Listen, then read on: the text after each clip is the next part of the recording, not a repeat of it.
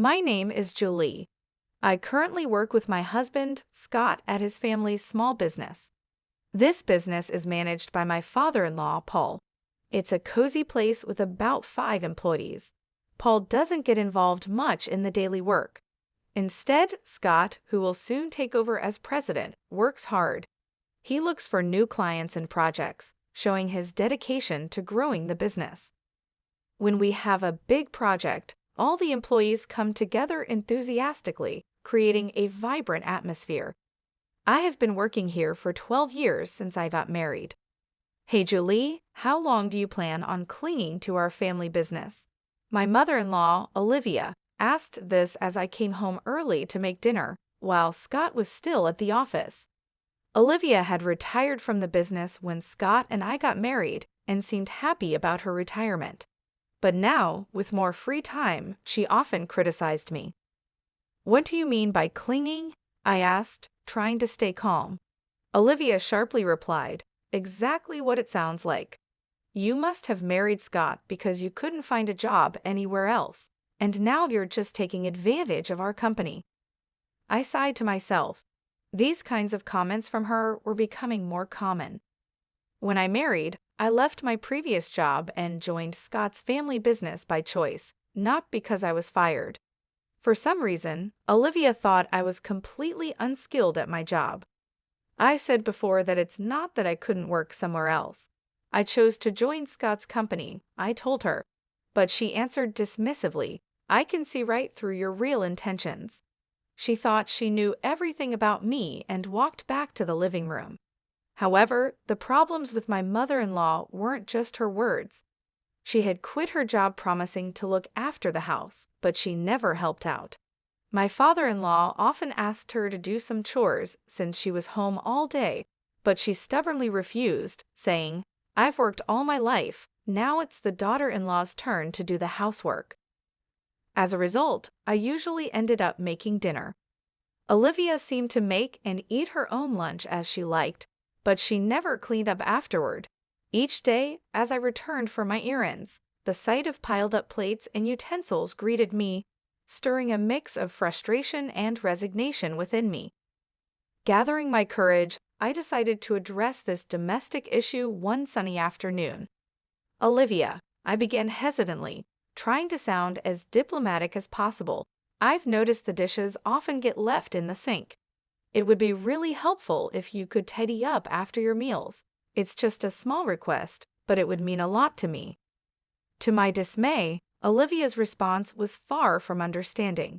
Her eyes flashed with anger as she snapped, "Are you trying to give me orders in my own house? You're just a daughter-in-law.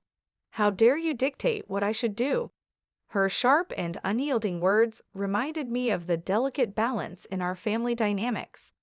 "I wish Helen were here instead of you," Olivia continued, her voice laced with a mix of longing and bitterness. Helen, Scott's younger sister and my sister-in-law, was a spirited and ambitious woman. Our encounters had been limited to brief formal meetings, and she was notably absent from our wedding, having canceled at the last minute. I later learned from Scott that she had overindulged with friends the night before and was nursing a hangover, unable to attend. Despite this, Helen pursued her dreams fiercely, relocating to Jersey after her college graduation to dive into the bustling world of fashion design. In an attempt to change the subject, I mentioned Helen's hard work and dedication. "Helen's really making a name for herself in Jersey, working hard in her field," I said, hoping to ease the tension. However, Olivia's views on Jersey were negative. Jersey, that cold, impersonal city. It's no place for someone as warm-hearted as Helen. "And you're from Jersey too, aren't you? Now it all makes sense. You're always so distant towards me." Caught in this tiring conversation, I realized that if I didn't start preparing dinner soon, we'd be eating much later than usual. While dealing with my own frustrations, I managed to stay calm. "Mom, let's continue this conversation later. I need to focus on getting dinner ready, or we'll be eating quite late tonight." With some reluctance, Olivia finally went back to the living room, leaving me alone with my thoughts and the noise of the cooking utensils. Paul and Scott were both aware of Olivia's mistreatment towards me as a daughter-in-law and tried to intervene whenever they saw it happening. However, their efforts seemed to have little effect. Each time they confronted the situation, their faces showed concern and frustration, showing their desire to create harmony in our family. Ironically, whenever Paul and Scott scolded Olivia for her behavior, she took out her anger on me, becoming even more hostile and sharp with her words. Her face, usually kind and gentle, became twisted with disdain, her tone cutting deeper than before. Although I had never been physically hurt, the emotional impact of Olivia's words was significant. Paul and Scott's support had been my comfort, helping me somewhat ignore Olivia's harsh words until then. One morning, just after I had finished cleaning up from breakfast and was preparing to leave for work, something unimaginable happened. In the midst of the morning rush, as I was hurrying, Olivia suddenly exclaimed, "Oh my, what a mess!" And without warning, she poured a bucket of water over my handbag. I was stunned, a mix of shock and anger making me speechless. "What are you doing, Olivia?" I managed to ask, my voice trembling with disbelief. Olivia's response was dismissive, her tone like that of a mischievous child. "Oh, was that your stuff?" "I thought it was just a big piece of trash," she said dismissively, which made me even angrier. "Even if you thought it was trash, who pours water on it? What kind of thinking is that? Now the carpet is all wet. Why would you do something like this?" I was really upset as I quickly took the wet things out of my bag, including important work documents, and laid them on the table. Olivia looked calm and didn't seem sorry or worried about how upset I was. "Because you don't need to go to work anymore," she said coolly. I was shocked. In our living room, filled with morning light, I sat across from Olivia. Her face was colder and more determined than usual. It was as if she had made a decision that would change everything. "Excuse me," I said, confused and surprised. "You've been in this house for 12 years, but now I can finally get rid of you," she declared. Her words hurt me deeply, and her voice had a level of anger and determination I had never heard before. My mind spun and my heart ached. "Getting rid of me?" I asked, unable to believe what I was hearing. Her words made me feel like an outsider in this family. "Actually, my daughter is joining the company, so we need you to leave. Today's your last day. All you have to do is bow your head to your father-in-law and Scott, apologizing for all the trouble you've caused," she said with a mocking laugh. She was using my job to push me out. I had spent years at that job, earning respect and making memories. I was shocked and hurt. My devotion to this family seemed to mean nothing to her. It horrified me not just that she acted this way, but that after 12 years of hard work, she could ask me to leave so her daughter could take my place. It felt like my years of effort were being disregarded. "Really? Are you sure about this? Wasn't Helen working in a clothing store in Jersey?"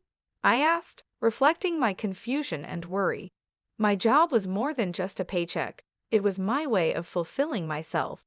Meanwhile, Helen, my sister-in-law, seemed to have grown tired of city life and decided to come back to the family. She said she was tired of the unfriendly people in Jersey, so I told her if she came back home, I'd have a job ready for her. She agreed to return immediately. "Now that she's coming back, I want you out of this house," she told me. I couldn't believe her words. She was ready to turn my life upside down with just one decision, completely ignoring my role in the family and not even listening to me. She handed me an envelope, saying, "I've written your resignation letter," and just like that, she kicked me out. My heart broke. Everything I had built over the years seemed worthless, treated like just a piece of paper. Her actions deeply hurt our family bond. I walked to the company, just a quick 5-minute walk from my house. As I walked under the cool morning sky, each step was heavy with the weight of what was happening. When I told my father-in-law, Paul, and my husband, Scott, about what my mother-in-law had said, they were shocked but stayed calm. They suggested that maybe it was time for me to resign to show her the reality of the situation. This idea upset me deeply. I had worked hard in our family business for years and barely knew what a long vacation was like, aside from short breaks during Thanksgiving and the holiday season. Encouraged by Scott and Paul's kind words, "Why don't you spread your wings for a change?" I decided to go on a little trip. As I packed, I thought a lot about my life, my choices, and what was ahead. Meanwhile, my sister-in-law Helen, who was supposed to replace me at the company, shockingly didn't show up until 3:00 p.m. Her lack of responsibility disappointed Scott and Paul, who had been managing without me. Helen seemed not interested in learning the work despite their efforts to teach her. Hearing this made me worry about the future of our company, even as I looked forward to my trip. Leaving without seeing my mother-in-law, I quickly started my journey. During the trip, as I enjoyed the view from the train, I reflected on my life past, present, and future, and savored local seafood delicacies. I thought deeply about myself, my family, and our business. But on the 5 days of my trip, the peace was broken when Helen called me crying. "What's going on?" I asked. "Mom said it was an easy job, just sitting in a chair, but Scott and Dad are acting like I can't do anything right," she said. Her words, likely influenced by my mother-in-law, surprised me even as I was enjoying my break. I decided it was time to address the situation. "So, Helen, how good are you with computers?" I asked her. Hesitantly, she replied, "Well, I usually watch videos online, and I play games too." This question was to see if Helen could adjust to a new job. Having worked in a clothing store in Jersey for a while, her computer skills seemed basic. "Do you know how to use Word or Excel?" I asked. Helen looked confused, showing she wasn't familiar with these tools in a professional setting. Even in clothing stores, tasks like managing sales data in Excel or recording customer info in Word are common. Have you ever worked with image editing, video editing, or audio editing software? Do you have any experience with such tools? I asked. Helen, clearly puzzled, replied, "What's all that?" This question aimed to dig deeper into her technical skills to better understand her capabilities. Considering her background in the apparel industry, it's unlikely she never used a computer. Tasks like tracking sales, managing inventory, and inputting customer data would have required her to use Excel. When asked if she can handle calculations for sales or fill in documents, she confidently said, "I can do that." However, when I asked if she could also calculate tax, her confidence faded, and she answered uncertainly, This question tested her math skills and her ability to use them in a business context. While Helen might have other skills, it was clear she was insecure about the necessary skills for the job. Her discomfort seemed mainly due to her struggle with calculations, which could explain why she faced criticism from Paul and Scott. First and foremost, I needed to show my mother-in-law and those who tried to push me out that they were mistaken. "Since you're taking over my job," I began. I told Helen that she needed to handle the accounting tasks well and remember to be professional in her emails, because a casual tone that might be fine with friends doesn't work for business. She would also be in charge of scheduling the staff shifts. Even though our team is small, we carefully consider everyone's time off requests, so she shouldn't just think about what's convenient for her. As I listed these expectations, I could hear her sobbing on the other end of the phone. But I was told I wouldn't have to do anything. "Why are there so many tasks?" "I didn't come back home for this," she said, and then abruptly ended the call.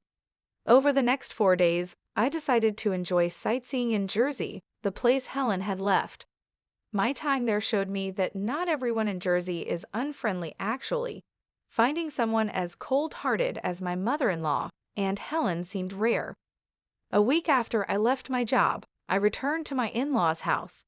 When I arrived, Olivia, looking very upset, confronted me angrily. How dare you make my daughter cry? You won't get away with this," she yelled, her eyes full of anger and misunderstanding. She tried to grab me, but Scott and Paul quickly stepped in to calm her down. though her anger didn't seem to lessen. Scott sighed deeply before saying, Helen is upset because she was scolded for trying to boss her employees around despite not being able to do the job right. It's not Julie's fault. Besides, Julie hasn't been here for a week, so she couldn't have upset Helen. Mom, you really need to stop these groundless accusations. But Olivia kept blaming me. It's because of her. This woman is the reason for Helen's trouble, she claimed, her voice emotional and filled with baseless suspicions. Where is Helen, by the way? I asked, looking around the living room, but Helen was nowhere to be seen. Her absence added more confusion to an already puzzling situation. While it didn't matter to me that Olivia was upset about Helen, I knew Helen didn't have many options since she had ended her lease at her apartment in Jersey. I thought Helen would be at her parents' house, but she wasn't there, which made me wonder. Helen's locked herself in her room. She's been crying and saying she doesn't want to go to work anymore, Scott explained. It seemed like Helen had avoided learning the job properly. It was understandable, though, because she didn't have the skills needed to replace me. You've been turning Scott and Paul against me, haven't you? Otherwise, they wouldn't say the company ran better with you than with Helen, who can't do the job. Olivia accused me sharply. Her words were filled with long-standing misunderstandings and prejudices, leaving me completely baffled. She seemed to have always seen me as an opponent, her words reflecting years of wrong ideas. Scott let out a heavy sigh, his face showing his tiredness and frustration with the complicated emotions in our family. He had tried many times to clear up the misunderstandings among family members, but it didn't seem to work very well. Mom, I know it might sound odd coming from me, but Julie is truly exceptional at her work. She's certified in bookkeeping and her secretarial skills are top-notch. Moreover, she's studied Spanish and even has experience studying abroad. When it comes to dealing with multiple languages at our company, Julie handles everything, Scott said with a sense of pride. His mother, Olivia, looked very surprised.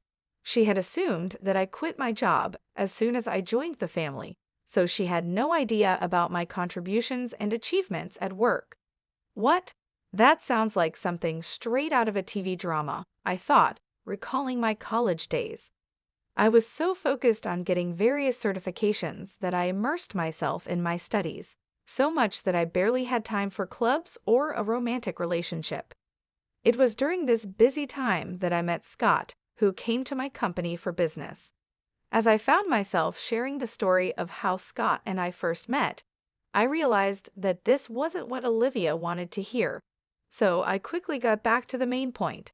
In short, I was responsible for a lot of tasks at the company, from handling accounting to scheduling, working with other companies, and managing employee shifts.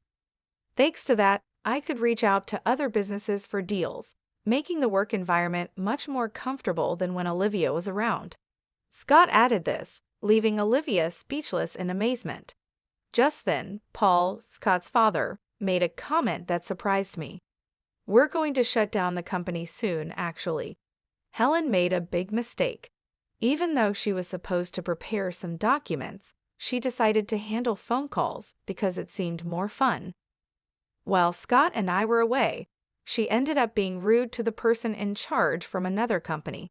Of course, I got a call to confirm this. Hearing this, I was so shocked that I instinctively covered my mouth with my hand.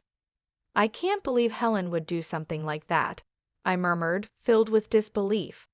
The thought that Helen's actions might lead to the downfall of our company went through my mind, filling me with dread. However, as I was lost in these anxious thoughts, the story took an unexpected turn. When I explained the situation, they suggested it might be time to end the family business. We had mentioned this to you before, right? About being absorbed by another company, they said. Then, the president of company stepped forward, saying he was interested if Julie and I were involved. This was an unexpected but long-hoped-for development. Running a family business has its limits, and it's uncertain whether we could consistently attract stable customers. That's why Scott had always worked hard in sales, trying to secure new clients. Being absorbed by a larger company could mean having a steady base of customers. The future, once uncertain, suddenly seemed to have a bit of hope. However, this news only brought relief to me, Scott, and his father. Scott's mother suddenly opposed the idea, saying, "That's not acceptable. Scott must become the president. This company is ours, isn't it?" I was surprised by this sudden change. It seemed that more than a stable future, Olivia was concerned about maintaining the prestige of being part of a company president's family. "And you're telling me he's not going to be the president anymore? Absolutely not acceptable," Olivia exclaimed passionately. This commotion caught the interest of Helen, who was upstairs in her room, leading her to come down to the living room to see what was happening. In response to the chaos started by Olivia, Paul spoke up calmly but firmly, "I am divorcing you, so either way, you will no longer be part of this executive family. Not only have you not changed your attitude towards my son's wife, but you also neglect household chores. To top it off, you spend your days out with young men instead of being home. I have no intention of supporting such a wife any longer." This was news to both me and Scott. We were so shocked that we could only stare at Paul with wide eyes. It seemed he had planned to discuss divorce from the beginning, as he took out divorce papers and a photo of Olivia with a young man from the living room shelf, placing them on the table. "If you sign the divorce papers now and leave with your belongings, I won't ask for alimony. I know getting any money from you would be pointless anyway," Paul said.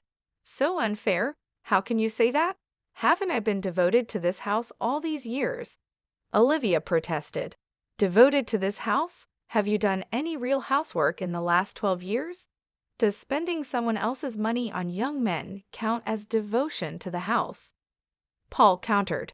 It was the first time we saw him this angry. Seeing this, Helen, who had come down to the living room, was visibly shaking from shock. "Helen, you're part of this too. You came back home because you couldn't make it in Jersey, and now you can't find a job, but still act superior. In the end, you stopped working entirely. Who did you inherit this escapism from? It's time for you to leave this house too," he continued. Next, we saw Helen's shock and resistance. She believed she was an important member of the family, but the reality was different. "Wait a minute, Dad. Mom might be a lost cause, but I'm your precious daughter, right?" she said. The family conflict deepened as Helen tried to assert her place, revealing her betrayal towards her mother. "Helen, are you betraying me now?" Olivia exclaimed, feeling betrayed by her daughter at the last moment. However, as the two started to argue loudly, Paul sternly silenced them with a shout, "If I just kick you out, it'll cause trouble for everyone, so I've asked an acquaintance to take you in. They'll be here soon to pick you up. Get your minimum belongings ready." Left with no choice, Olivia and Helen began packing their belongings.